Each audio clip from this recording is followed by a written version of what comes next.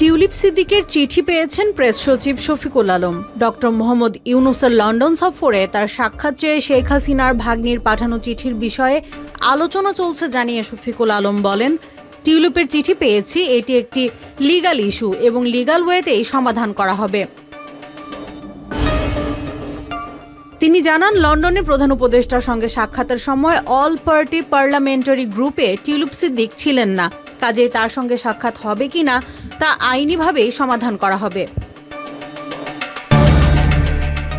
এর আগে প্রধান উপদেষ্টার লন্ডন সফর ঘিরে তার সঙ্গে একান্ত সাক্ষাৎ চেয়ে চিঠি দেন ক্ষমতাচ্যুত শেখ হাসিনার ভাগ্নি ও শেখ রেহানার মেয়ে টিউলিপ সিদ্দিক। এতে বলা হয়, ডক্টর মোহাম্মদ ইউনূসের সঙ্গে দেখা করে ভুল বোঝাবুঝির অবসান করতে চান ব্রিটিশ এমপি টিউলিপ। বাংলাদেশে তার নামে দুর্নীতি মামলা রাজনৈতিক উদ্দেশ্য প্রণোদিত বলেও দাবি করা হয় চিঠিতে।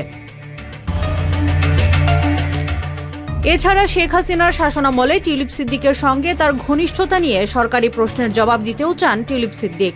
তিনি জানান, তার আইনজীবীদের সঙ্গে এখনও বাংলাদেশ থেকে দুদকের কোনো প্রতিনিধি আনুষ্ঠানিকভাবে যোগাযোগ করেনি।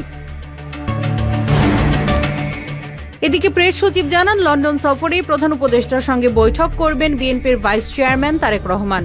13 জুন সকালে তারা বৈঠক করবেন, তবে এই বৈঠকের কোনো ফরম্যাট নেই। যেহেতু তারেক রহমান বাংলাদেশের বৃহৎ রাজনৈতিক দল বিএনপির নেতা, তাই প্রধান উপদেষ্টার সঙ্গে মিটিংটি হবে।